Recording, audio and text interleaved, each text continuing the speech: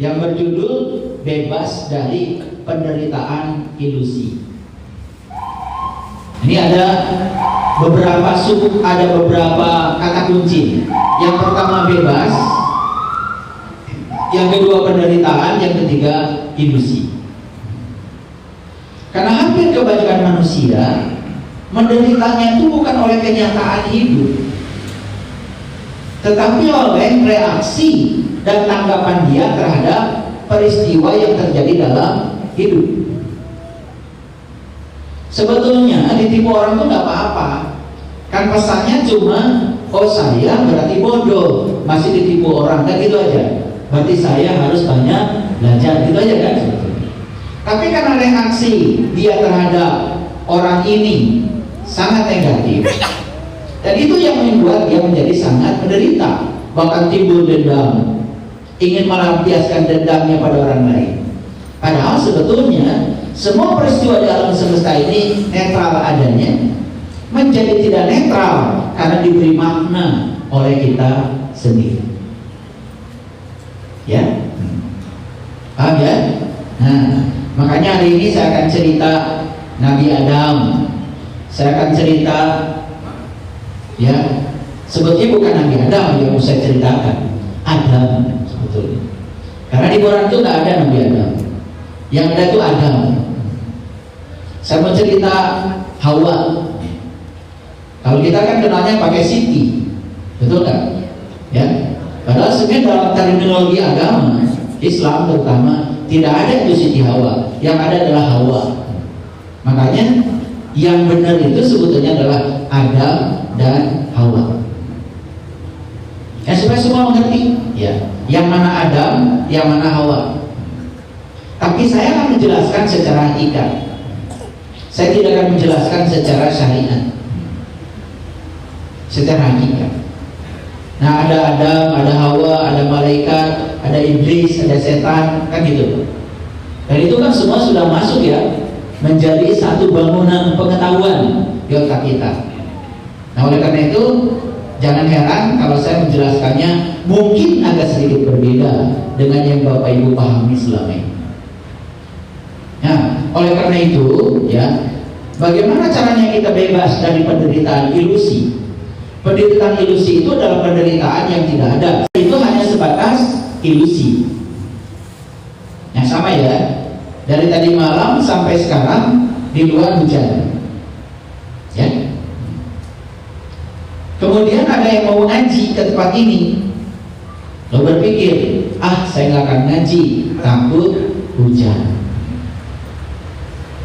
Padahal kan faktanya sekarang sudah tidak hujan. Faktanya tidak hujan, tapi otak kita masih takut hujan. Nah, takut hujan ini kan diciptakan oleh pikiran. Dan pikiran yang suka menciptakan itu sedang menciptakan penderitaan ilusi. Sama seperti begini, Bapak Ibu kan hari ini faktanya masih punya suami, masih punya istri, betul nggak? Tapi kemudian berpikir, gimana ya kalau besok saya tidak punya suami? Nah, itu penderitaan ilusi. Akhirnya tiba-tiba sekarang jadi menderita, padahal faktanya masih punya pasangan. Suka nggak begitu? Suka. Betul nggak? Mau pergi ke mall, di sini lalu berpikir, saya kalau pergi ke mall takut nggak ada parkir. Fakta apa ilusi? Ilusi kan? Itu hanya di pikiran saja. Tapi hati-hati karena pikiran ini sebetulnya sedang menciptakan kenyataan. Apa yang dirasa nyata oleh pikiran bisa jadi menjadi kenyataan, walaupun saat itu masih ilusi. Jadi saya ini sama istri saya, kalau pergi ke mall, saking kuatnya pikiran saya bahwa saya akan dapat parkir paling depan dan parkirnya di situ-situ saja. Setiap saya ke situ, saya selalu dapat parkir di tempat yang sama, paling depan di situ, di timing yang sama. Dan itu bukan kebetulan itu. Bukan begitu? Ya, oke. Sampai sini mengerti? Nah, ini yang akan kita beberkan. Jangan-jangan sebetulnya kita semua itu tidak menderita di kenyataan. Kita ini hanya menderita di pikiran akibat ilusi pikiran. Makanya pikiran itu sudah berulang kali saya sampaikan, tidak senang saat ini. Pikiran itu senangnya masa depan atau senangnya masa lalu, itu pikiran. Ya, pikiran. Pikiran-pikiran terhadap masa depan itu bisa menciptakan penderitaan. Tapi penderitaannya itu hanya ilusi sebetulnya. Tetapi karena diyakini adanya, itu bisa menjadi kenyataan. Clear sampai sini? Judulnya sudah bisa dipahami? Oke, kalau sudah bisa pahami, bismillah ya, kita mulai. Saya ingin menyampaikan satu ayat di Quran. Ini surat Al-Furqan. Ini surat Al-Furqan, surat ke-25, ayat yang ke-30. Wa qala Rasul, berkatalah Rasul. Siapa Rasul? Rasul itu orang yang dapat ilmu dari Allah, dan dia diberi izin menyampaikan ilmunya kepada yang lain. Itu namanya Rasul. Jadi Rasul ini adalah penyampai ilmu sebetulnya. Yang kita kenal ada 25 Rasul kan? Betul? Sampai Rasul yang paling akhir, ya, Rasul kita namanya Nabi Muhammad Rasulullah Sallallahu Alaihi Wasallam. Ini Quran disampaikan kepada Nabi Muhammad, ya.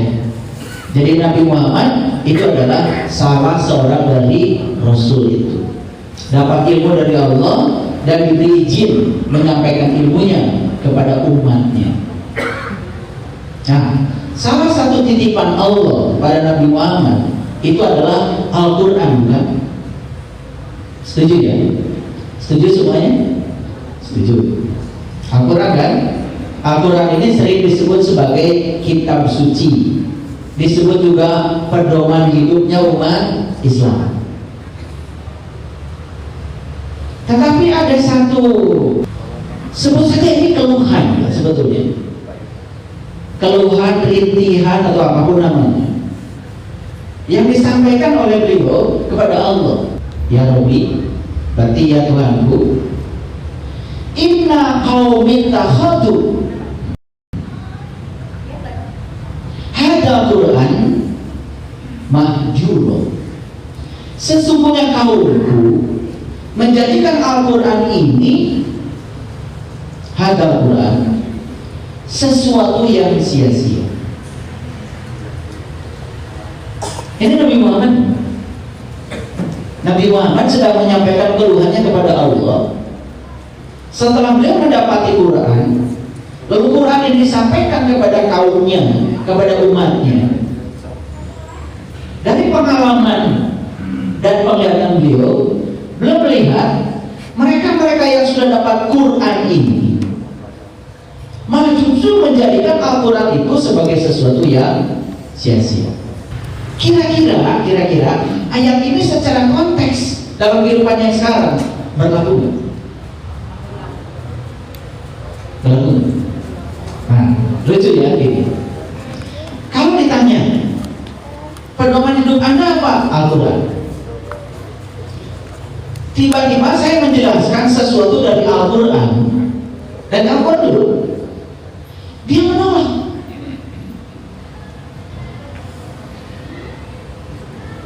Karena di otaknya itu ada dogma, ada doktrin yang sudah mencengkram. Padahal dogma dan doktrin yang ada di otaknya itu bukan berasal dari Al-Quran. Cuma selama ini diklaim seakan-akan itu berasal dari Al-Quran. Paham ya? Fakta ini ada nggak dalam kehidupan kita sehari-hari? Ada. Ulangi ya, ulangi.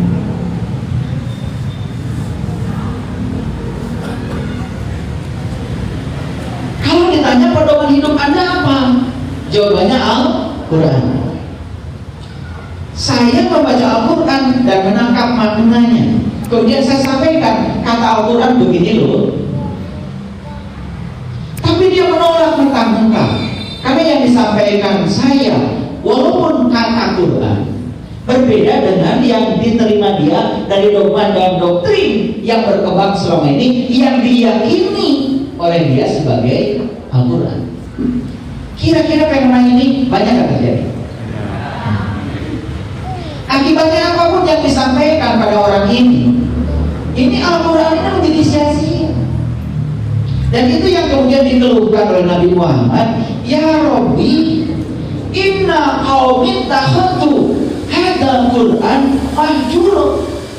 Ya Tuhanku, sesungguhnya kaumku menjadikan Al-Quran ini sesuatu yang sia-sia. Nah, jangan sampai keluhan Nabi Muhammad ini secara pribadi ada pada diri kita. Setiap hari kita pegang Quran, setiap hari kita baca Al-Quran, tetapi kita nggak ngerti pesannya apa, nggak ngerti isinya apa, bahkan tidak mengubah kehidupan kita menjadi lebih baik, tidak mengubah kehidupan kita menjadi lebih berkesadaran, tidak mengubah kehidupan kita menjadi lebih bermutu, tidak mengubah kebahagiaan kita menjadi lebih tinggi. Hidup kita gitu-gitu aja. Kira-kira fenomena ini sedang terjadi nggak sekarang? Sedang terjadi. Oleh karena itu, saya akan menjelaskan beberapa ayat di Al-Quran nanti sebagai tes ya, tes. Nolak gak pikiran kita nanti? Kalau ada penolakan terhadap ayat yang saya sampaikan ini, berarti dalam diri kita ada dogma, ada doktrin, ada pengetahuan lama yang jelas-jelas bukan dari Al-Quran. Sebelum saya lanjut, siapkan dulu. Sudah siap belum? Siap ya? Jadi saya akan sampaikan sesuatu. Ini contoh. Tentu saja contoh akan banyak. Tapi kalau saya ngasih contohnya terlalu banyak, nggak cukup 2 jam. Jadi saya ngasih contohnya sedikit aja. Sedikit ya. Oke. Sudah siap ya? Nah, jadi ayat ini bisa dipahami. Siapa yang mengeluh? Rasul. Pada siapa mengeluh? Pada Allah. Apa keluhannya? Ya, jadi keluhannya ya kaumku. Berarti kaumku itu adalah pengikutnya dong. Yang ngaku-ngaku pengikutnya kan, pasti bukan yang lain. Ngaku sebagai pengikutnya Rasulullah, pedoman hidupnya Al-Quran, tapi begitu dibacakan isinya Al-Quran, isi ya, bukan kulitnya, bukan cangkangnya, nolak. Banyak kayak gitu. Bahkan menganggap asing, bahkan menyalahkan orang. Makanya saya bilang tadi, orang yang masih menyalahkan orang lain sebetulnya tanda bahwa dia belum belajar. Nah, jadi sekarang udah tahu ilmunya ya. Kalau ada yang nyalahkan ini, nyalahkan itu, udah nggak apa-apa, belum belajar. Itu aja. Paham ya? Oke. Bisa dilanjut. Oke. Nah, Quran surat Al-Ankabut surat ke-29 ayat 23. Ini dasar-dasarnya dulu. Wallazina kafaru bi ayatillah wa liqa'ihi. Nah, saya bacakan ini hari ini, Arabnya dibacakan lengkap supaya tidak salah paham ya. Wallazina, dan orang-orang kafaru yang tertutup. Harus diterjemahkan ya. Kafaru itu dari kata kafir, itu tertutup. Jadi orang yang tertutup itu belum tentu orang lain yang berbeda keyakinan dengan kita. Bisa jadi kita sulit mendapatkan pengetahuan baru, sulit menerima kebenaran baru, karena kita sudah menutup diri. Apa yang menutupnya? Yang menutup kita itu 2, 1 dogma, 2 doktrin. Paham? Sampai sini. Nah, coba dicek. Ada yang tertutup nggak di sini? Nanti kita lihat ya. Kalau berbenturan, berarti kita masih menutup diri. Wallazina kafaru, dan orang-orang yang tertutup bi ayatillah, terhadap tanda-tanda Allah. Jadi ayat dalam bahasa Arab, bahasa Indonesianya adalah tanda. Paham ya? Apa bahasa Indonesianya? Tanda. Banyak gak tanda-tanda Allah? Banyak. Tanda Allah itu disebutnya alamat. Alamat jadi alamin. Jadi alam semesta ini dengan segala isinya semua adalah tandanya Allah, bukti keberadaan Allah. Setuju sampai sini? Oke. Wallazina kafaru bi ayatillah, dan orang-orang yang tertutup terhadap tanda-tanda Allah. Mana? Banyak gak tanda-tanda Allah? Banyak. Coba melihat pohon, melihat apa? Melihat Allah atau melihat pohon? Melihat orang, melihat Allah atau melihat orang? Katanya semua tanda-tanda Allah. Harusnya kalau semua tanda-tanda Allah, melihat apapun yang dilihat bukan casingnya. Yang dilihat adalah isinya. Jujur ya, kalian melihat casing, melihat isi. Berarti sudah terbuka atau masih tertutup? Itu wallazina kafaru itu. Paham ya? Oke. Clear sampai sini? Wallazina kafaru bi ayatillah, dan orang-orang yang tertutup terhadap tanda-tanda Allah, wa liqaihi, ditambah lagi. Dia tertutup terhadap tanda-tanda Allah. Yang kedua, dia juga tertutup terhadap perjumpaan dengan dia. Dua ya. Tertutup terhadap tanda-tanda Allah, melihat sesuatu hanya casingnya saja. Contoh sederhana, Kan waktu itu iblis disuruh sujud pada Adam. Malaikat juga disuruh sujud pada Adam. Yang sujud siapa? Yang sujud malaikat. Iblis nggak mau sujud. Kenapa? Karena iblis itu tertutup terhadap tanda-tanda Allah. Dia hanya melihat Adam sebagai Adam. Maka dia ketika ditanya kenapa kamu tidak mau sujud, yang jadi argumen iblis itu kan, karena Adam terbuat dari tanah, sedangkan aku terbuat dari api. Dia merasa seakan-akan api lebih mulia dari tanah. Siapa yang ngajarin kalau api lebih mulia dari tanah? Kan egonya sendiri. Kan semuanya kan setara. Coba perhatikan, Bapak Ibu nanam biji jagung di tanah, kemudian gak ada api dari matahari, kan gak jadi. Jangan merasa paling penting, jangan merasa paling hebat. Nah ini kan iblis ini sedang merasa seakan-akan api lebih mulia dari tanah, karena ketidaktahuannya. Nah orang-orang yang suka merasa paling hebat, paling benar, nyalain orang, nah kira-kira sama nggak dengan siapa namanya tadi itu, saya lupa. Bisa jawab ya? Bisa jawab. Saya nggak tega. Makanya iblis itu kan dari kata balasa, yablusu iblis,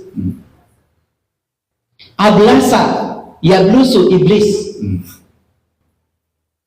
Jadi iblis itu dari akar kata balasa, ablasa yablusu iblis. Ablasa itu menurut para mufasir artinya adalah tidak ada kebaikannya sedikit pun. Itu balasa itu. Kalau ablasa dalam bahasa Arab itu artinya putus asa, berduka cita. Nah dalam bahasa Yunani ternyata itu ada mirip-mirip katanya. Diabolos itu bahasa Yunaninya. Diabolos itu artinya mereka yang suka menebarkan fitnah, menebarkan kebencian, menebarkan onar, membuat perpecahan. Itu dalam bahasa Yunani disebutnya diabolos. Saya juga nggak ngerti kok mirip-mirip bahasa Indonesia ya, diabolos. Ya, makanya suka bolos belajar, nggak tekun belajarnya, kayaknya nanti jadi calon juga tuh. Calon, ya itulah. Paham ya? Sampai sini bisa mengerti? Oke, lanjut dulu. Dan orang-orang yang tertutup terhadap tanda-tanda Allah. Oh, yang tadi belum selesai. Iblis itu disuruh sujud pada Adam, nggak mau. Karena yang dilihat iblis itu Adam casing.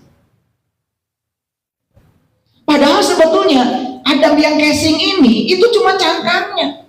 Adam yang sebenarnya itu kan ruhku yang dititipkan pada Adam. Kan di Quran dikatakan faiza sawaitu wa nafakhtu fihi min ruhi faqa'u lahu sajidin. Jadi sebetulnya di balik Adam itu ada satu daya semesta yang menggerakkan Adam, yaitu ruhku. Ruhku itu bagian dari dirinya Tuhan yang menjadi Adam sejati. Nah, iblis itu tidak bisa melihat ruhku, tidak bisa melihat casing, tidak bisa melihat di balik casingnya Adam. Dia hanya melihat Adam sebagai casing. Makanya untuk melihat itu, lihat argumen iblis. Ketika ditanya oleh Allah, kenapa kamu tidak mau sujud? Jawabannya, argumennya apa? Karena Adam terbuat dari tanah dan aku terbuat dari api. Dia memberi makna sendiri dengan egonya, seakan-akan tanah lebih mulia daripada api. Padahal kalau tidak ada matahari, tidak ada api, kan tidak ada itu jagung. Setuju sampai sini? Sama pentingnya? Awas ya, di dunia ini semua sama pentingnya. Makanya jangan merasa paling penting ya di jalan. Lalu semua harus menyingkir karena saya paling penting. Nah, yang suka merasa paling penting, yaitu gak tega saya nyebut. Merasa paling penting, merasa paling terhormat, merasa paling hebat, lalu memberi status sendiri pada dirinya. Dan orang lain di luar dia itu seakan lebih rendah daripada dia, kehilangan rasa kesetaraan pada orang lain. Nah, yang seperti itu sebetulnya namanya diabolos. Pakai bahasa Yunani aja biar enak, kayaknya lebih sopan gitu. Putus asa terhadap apa? Nah, saya coba baca beberapa tafsir, dikatakan di situ putus asanya itu putus asa terhadap rahmat Allah. Akhirnya saya cari ayatnya, ada nggak yang menyatakan itu dalam Al-Quran? Ternyata ada ayatnya. Ayatnya dalam Al-Quran surat Al-Ankabut ayat 23. Mari kita baca lebih lengkap lagi. Dan orang-orang yang tertutup terhadap tanda-tanda Allah dan tertutup terhadap pertemuan dengan dia, gak percaya, tidak mau berjumpa, maka kata Quran mereka ini adalah putus asa. Nah, putus asa dalam bahasa Arabnya adalah ablasa. Ablasa sudah jadi iblis. Makanya siapapun yang putus asa dalam kehidupannya, sebetulnya dia sedang menjadi diabolos. Lebih sopan.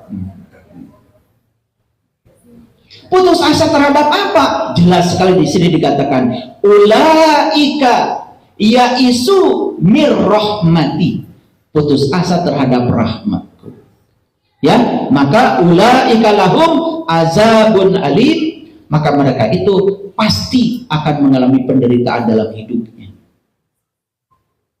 Paham sampai sini? Oke. Jadi bisa dimengerti sekarang, ya. Orang-orang yang tertutup terhadap tanda-tanda Allah, tertutup terhadap perjumpaan dengan Allah, mereka ini sebutnya orang yang putus asa, sedang mewarisi ablasa, sedang mewarisi sifatnya iblis. Dan sifatnya iblis disebut syaitan. Makanya syaitan dari syatona, syayatin, artinya adalah menjauh. Makanya orang yang putus asa terhadap rahmat Allah, dia tertutup terhadap tanda-tanda Allah, tertutup terhadap perjumpaan dengan Allah, maka kata Quran, dia itu adalah ablasa, putus asa. Dan karena putus asa itulah, maka lama-kelamaan dia semakin menjauh dari Allah. Syatona, syayatin.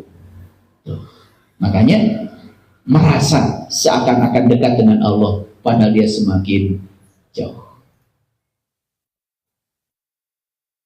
Sudah melakukan ritual itu, ritual ini, rasanya sudah paling dekat aja dengan Allah, tapi kenyataannya jauh. Buktinya akhlaknya jauh dari akhlaknya Allah. Makanya orang-orang yang sudah tercelup oleh celupannya Allah, sibgot Allah, akhlaknya pun akhlaknya Allah, disebut tahalluq bi akhlaqillah. Clear sampai di sini? Oke, lanjut dulu.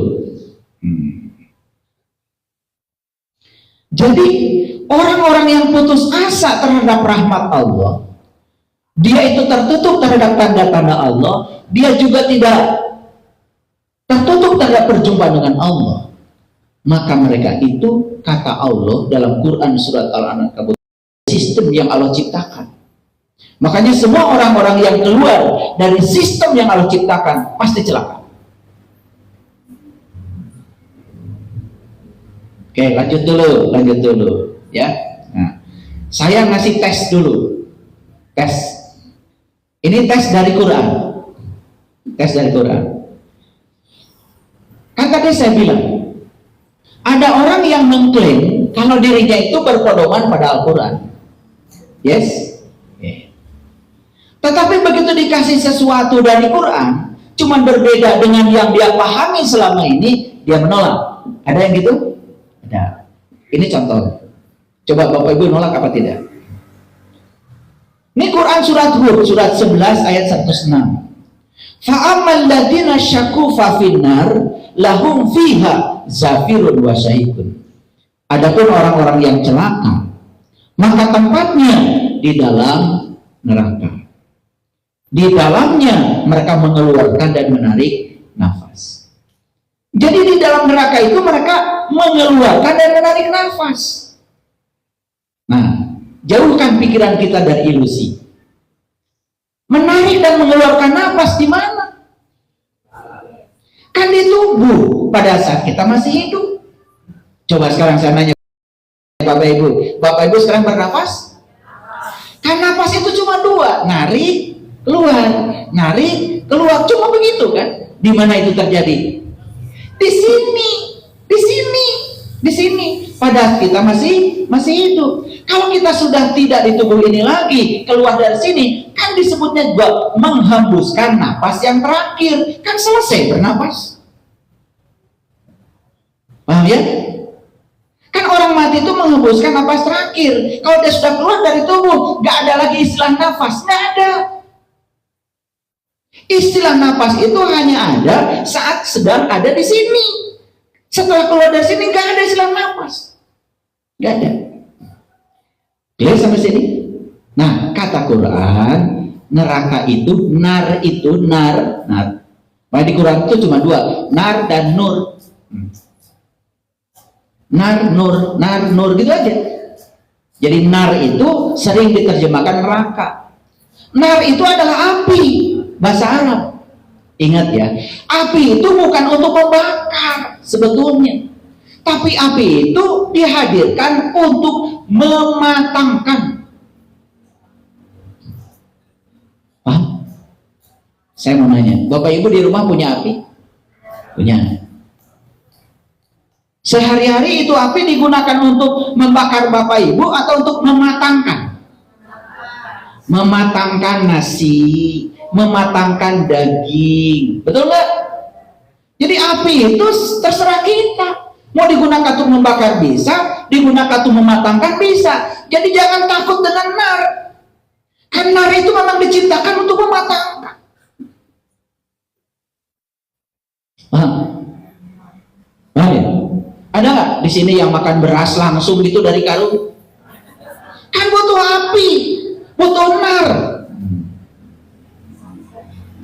Kalau begitu, neraka penting nggak? Penting. Makanya segala kesulitan, segala penderitaan bisa jadi itu adalah nar untuk mematangkan. Dari situ kita jadi matang, jadi manusia dewasa. Gak mau lagi masuk ke situ. Masuklah pada ruang baru, namanya jannah.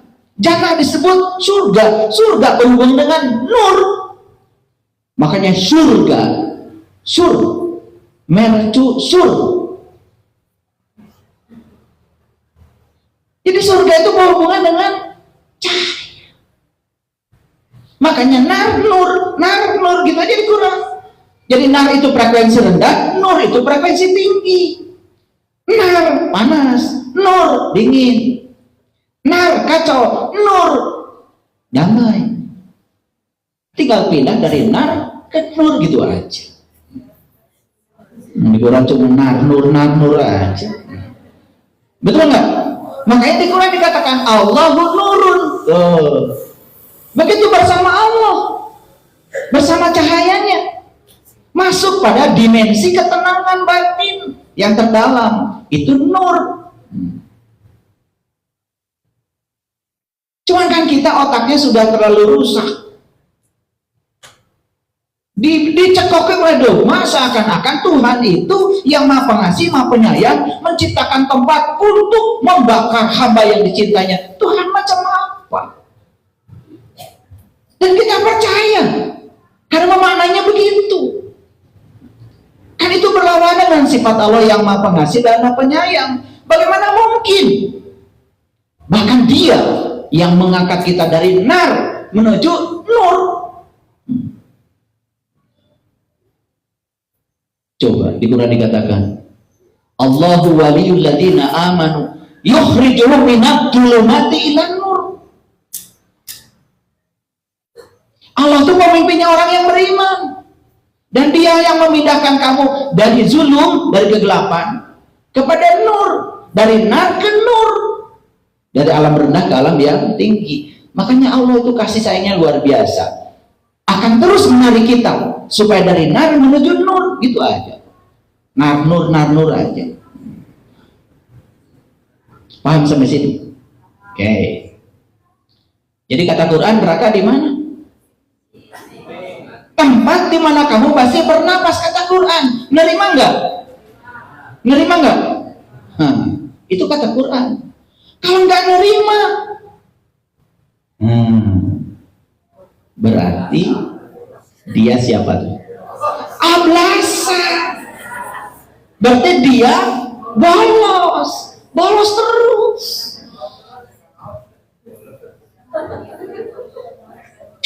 Ini kajian mahal Bapak Ibu, mahal banget ini.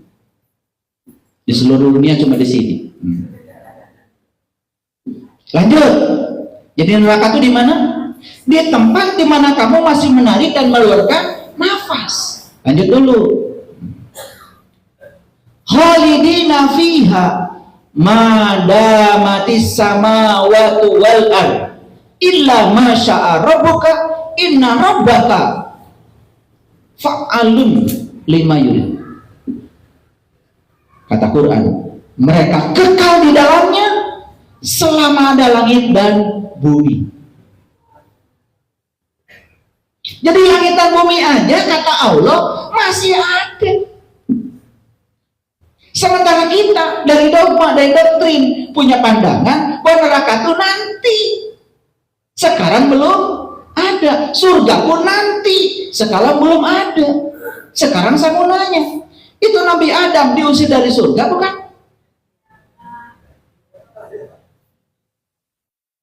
Ya kalau surganya nanti berarti surga belum ada.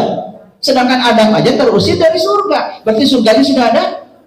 Lah terusir dari surga, masa surganya belum ada? Gimana sih kalian ini?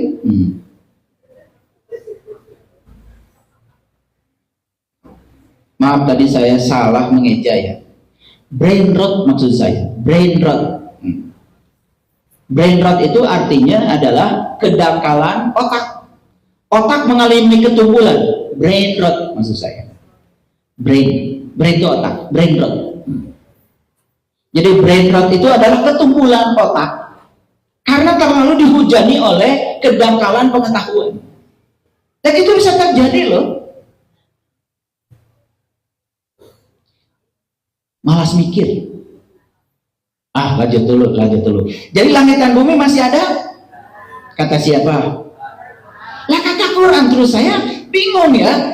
Kalau saya membicarakan ini dari Quran, kemudian katanya saya salah. Terus saya harus berpedoman pada apa? Lanjut dulu. Di taman itu ada air yang mengalir. Makanya kenapa orang-orang seluruh dunia mengatakan Indonesia ini adalah surga? Cocok dengan ayat itu. Karena di sana nggak ada air mengalir di sana, batu semua. Cuman karena kita sudah kelamaan tinggal di sini, kita menyepelekan sungai, menyepelekan hutan, menyepelekan semua yang Allah anugerahkan di sini. Karena kita punya angan-angan, ada tempat yang lebih dari ini, lalu melupakan kenyataan.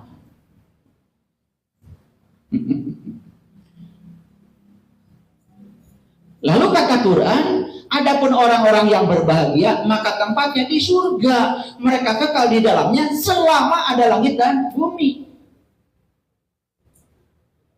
Ayo, nolak atau nerima Bapak Ibu? Ini Quran ya, Quran. Nanti baca lagi di rumah. Quran surat Hud. Beda nggak dengan dogma dan doktrin yang selama ini kita terima? Nah, yang benar yang mana? Yang dogma dan doktrin atau yang kata Quran? Saya tunjukkan ayatnya. Ini contoh supaya Quran tidak sia-sia. Yuk kita simpulkan. Jadi kata Quran, neraka dan surga itu tempat di mana kamu masih bernafas. Bahkan langit dan bumi masih ada. Clear sampai sini? Oke. Jadi sebetulnya ini bisa jadi neraka, ini bisa jadi surga. Terserah. Kamu mau tinggal dalam nar atau tinggal dalam nur gitu aja. Tinggal dalam nar, ya sudah, alam rendah. Tinggal dalam nur, itu alam tinggi. Makanya kita belajar kesadaran. Kalau tinggal di kesadaran rendah, apapun jadi masalah. Tinggal di kesadaran tinggi, cuek aja. Kan sudah saya jelaskan kemarin, segala penghalang adalah jalan. Justru penghalang jalan bagi orang yang kesadaran tinggi, itu jalan. Udah baca, udah dengar kajian yang kemarin diulang lagi di rumah. Kan sudah disampaikan, itu udah rinci sekali. Penghalang jalan adalah jalan. Terserah kesadaran kita. Bisa jadi nar, bisa jadi nur. Bisa jadi gelap, bisa jadi terang. Bisa jadi matang, bisa jadi tidak matang. Terserah kita. Clear sampai sini? Oke. Pelan-pelan ya ngajinya, ini kecepatannya diturunkan 5 km per jam.